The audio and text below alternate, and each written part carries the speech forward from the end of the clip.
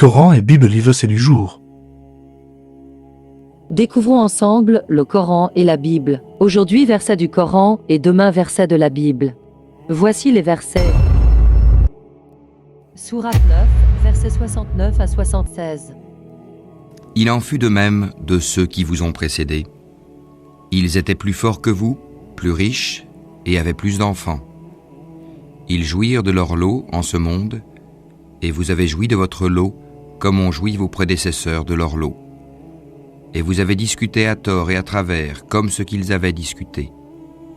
Ceux-là verront leurs œuvres anéanties dans ce monde et dans l'autre, et ceux-là sont les perdants. Est-ce que ne leur est pas parvenue l'histoire de ceux qui les ont précédés? Le peuple de Noé, des Had, des Tamoud, d'Abraham, des gens de Madian et des villes renversées? Leurs messagers leur avaient apporté des preuves évidentes.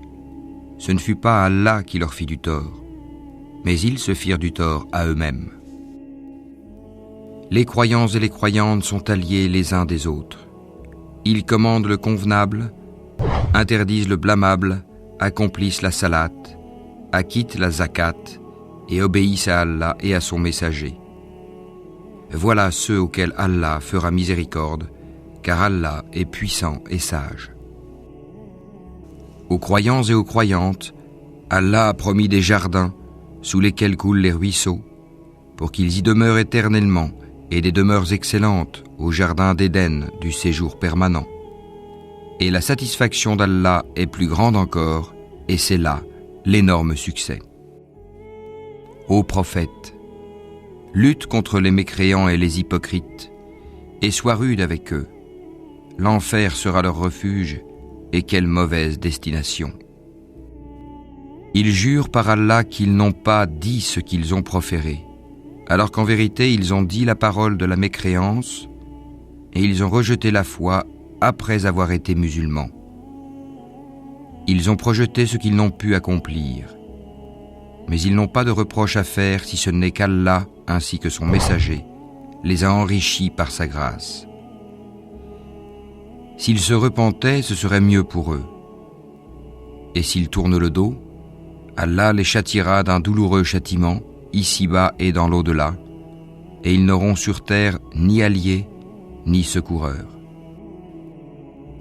Et parmi eux, il en est qui avaient pris l'engagement envers Allah.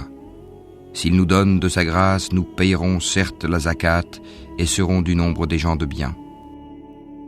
Mais lorsqu'il leur donna de sa grâce, ils s'en montrèrent avares et tournèrent le dos en faisant volte-face.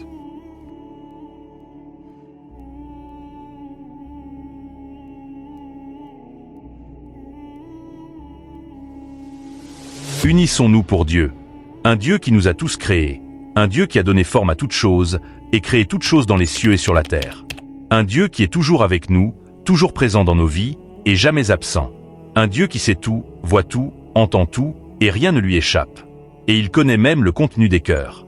Pour lui, cherchons les points qui nous unissent au lieu de chercher les points qui nous divisent.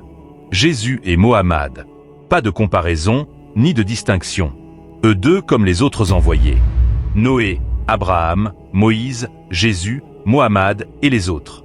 Eux tous ont été choisis par Dieu pour la même mission. Appeler les gens vers Dieu et faire la volonté de Dieu. Voilà leur mission. Grand respect aux 3 livres.